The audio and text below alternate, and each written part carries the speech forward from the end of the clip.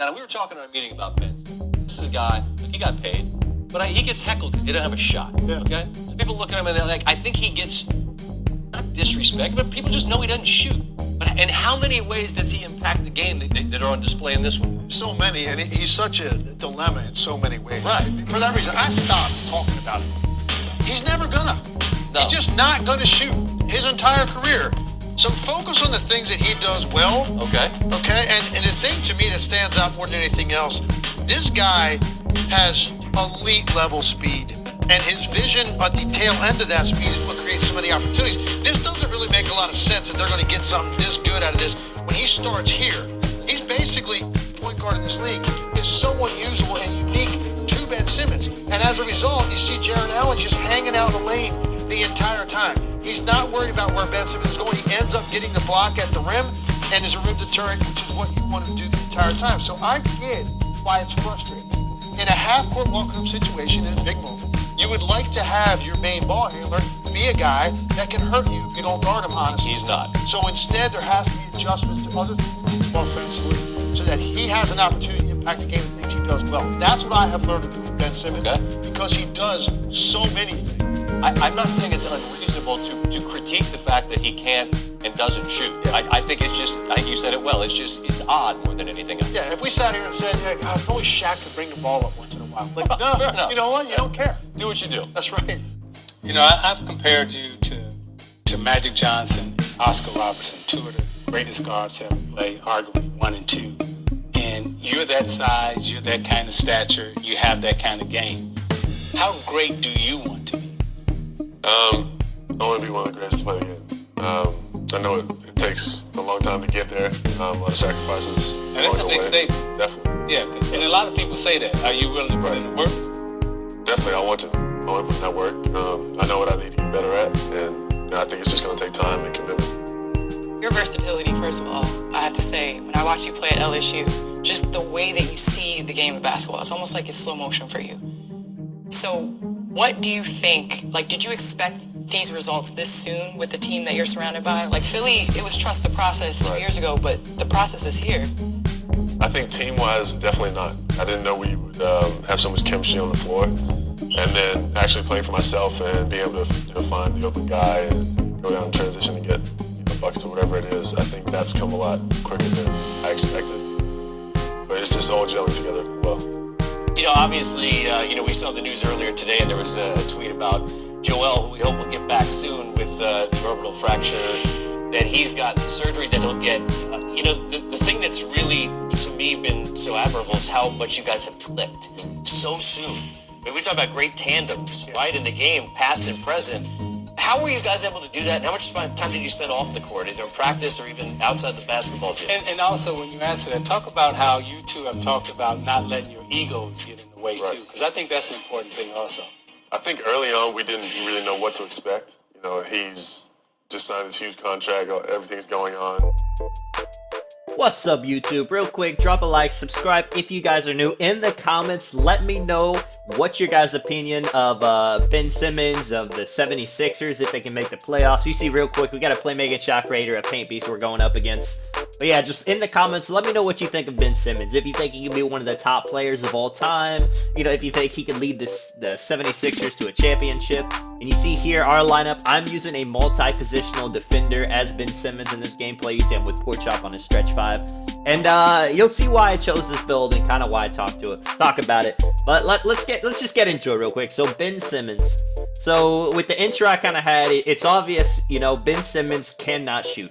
He, it's similar to like, Giannis. Giannis couldn't shoot, but he actually made himself into a great shooter. Everyone was saying that Giannis is just a jump shot away from being one of the best players in the league. And they were right. He's shooting jumpers now consistently.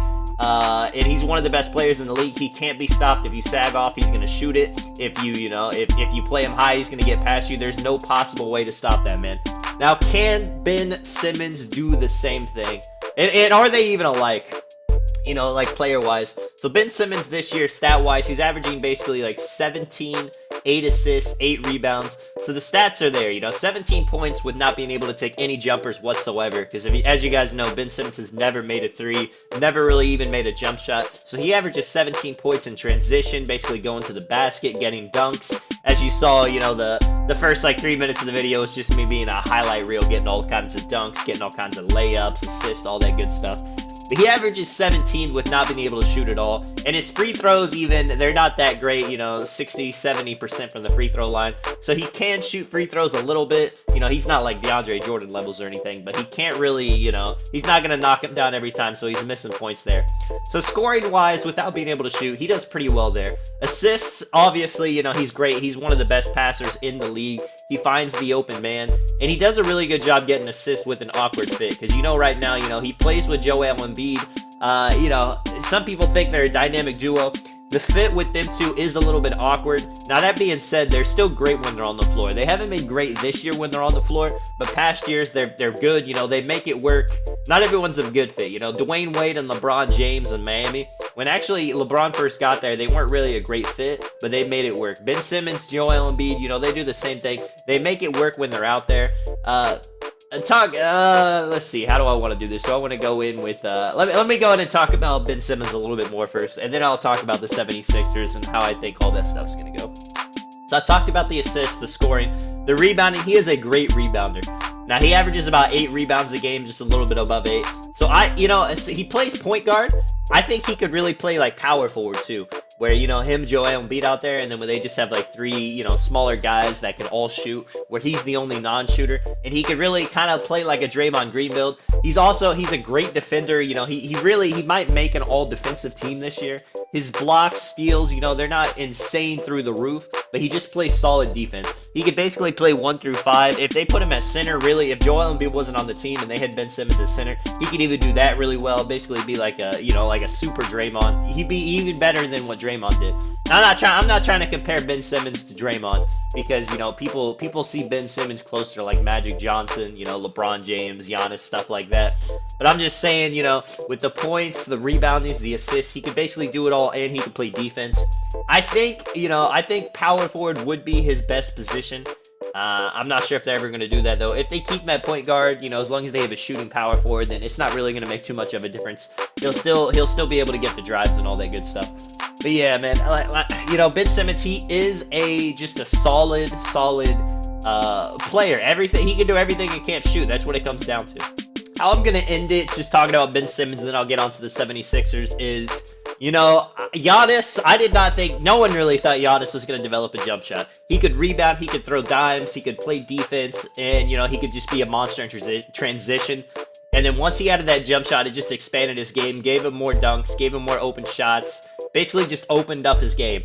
Now, Ben Simmons, it all comes, if you don't think someone could shoot, they can, if practice makes perfect. If Ben Simmons really wants to work on a jump shot, just so, when people leave him wide open, he can hit it. He can do that. We're just going to see how it has to go. If he doesn't ever develop a jump shot, he can still be great, but it's just today, it's a 3-point league. You got to hit threes to keep up, so he'll need to play with players that can space the floor and hit threes, is what it's going to come down to. He's going to have to be, driving, kicking, and basically playing like LeBron, playing like Giannis, just without a jump shot, which is going to make it tougher. But he's already proven that he can manage it. Now, let's get on to the 76ers. So this team constructed, it's an awkward fit, but they're still winning games. It doesn't really matter until they get to the playoffs. So let me tell you what I don't like. So Ben Simmons and Joel Embiid, like I said, their fit is awkward because Joel, he can shoot threes. He's not the greatest three-point shooting center ever, but he can. So if Ben Simmons drives, they can't just leave him open if he's spotting up on the perimeter. It gets a little bit more awkward with Joel Embiid. He thinks he needs post-ups, and, he does, because he's one of the best, probably the best post-up center in the league right now. So what Ben Simmons has to do when he's doing that is, he can go to corner, but people are going to leave him.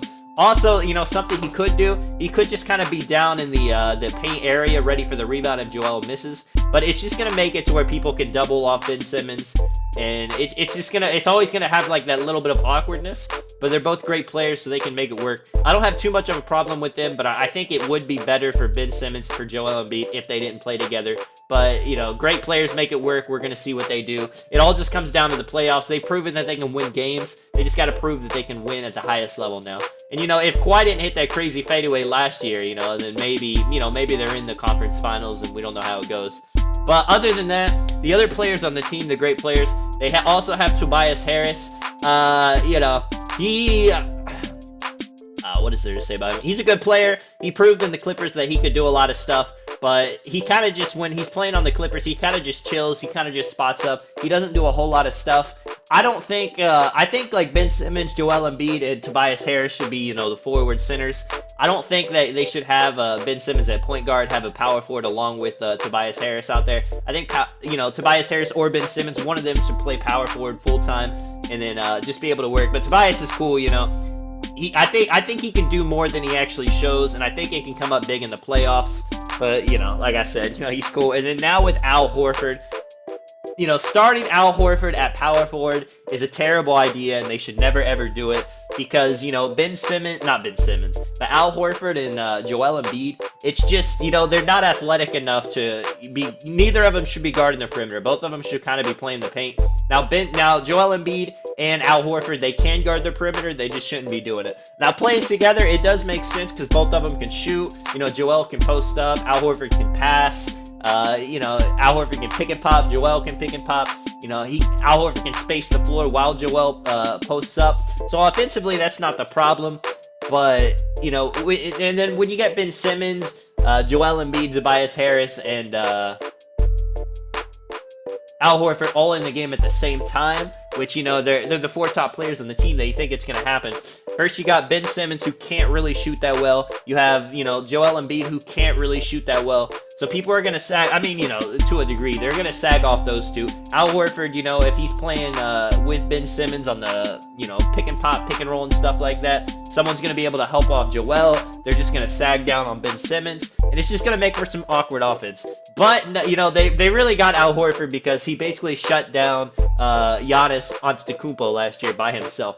So if they get into a playoff series with Milwaukee and Al Horford's in the game and he can actually stop, you know, Giannis from doing all his stuff that he does, I mean, he can shoot a lot better this year, you know, so it's going to be a little bit tougher. But if Al Horford shuts down Giannis and the 76ers win the playoff series, then it's completely worth it. Because, you know, the regular season, it doesn't matter if it's been an awkward fit. It doesn't matter if they didn't get the number one seed. If they beat the Bucks and they're able to make it to the finals, just because Al Horford's able to shut down Giannis, and then the whole thing is worth it. And, you know, who cares about the awkward fit? Who cares about the regular season? It's all about the finals, baby. But yeah, if Ben Simmons develops a jump shot, it just makes everything, you know, a whole lot better. It turns him into a different player. It turns his spacing into a different stuff. You know, he could basically play every position at that point, even though he already can already. And that's how I'm just going to end it. Just with a little bit of 2K stuff. A multi-positional defender with this build, as I used as Ben Simmons. I got great finishing, great defense is what Ben Simmons has. I put slashing takeover on this build. Ben Simmons actually does really well in the paint. You know, he's a big body down there. He's able to get dunks. He's able to get, you know, contact layups. The only thing that this build needs more to be Ben Simmons is more playmaking. It doesn't have the most playmaking badges, but it does have quick first step all the way on gold, so I'm able to speed pass. You know, Ben Simmons, he's not the flashiest passer. I'm able to make the passes, you know, the open passes whenever they're there. You see right here, diamond pork chop. The man's actually playing good defense. I'm right here. I got slashing takeover, so you know I'm just going to do a reverse dunk. Knock this guy over. I wanted to go for a contact dunk, but, you know, we're both on builds that don't have badges. You got to be careful sometimes when you're trying to finish off the game. This dude, you know, he's not going for the backdoor. He's going to make it tough for us. Like I said, I got slashing takeover, so I'm going to try to end it right here. Reverse, layup, get it done. But yeah, man, just let me know in the comments what you guys think of Ben Simmons. If you like these kind of videos, this is Tonic. Catch you guys in the next one. I'm out. Peace.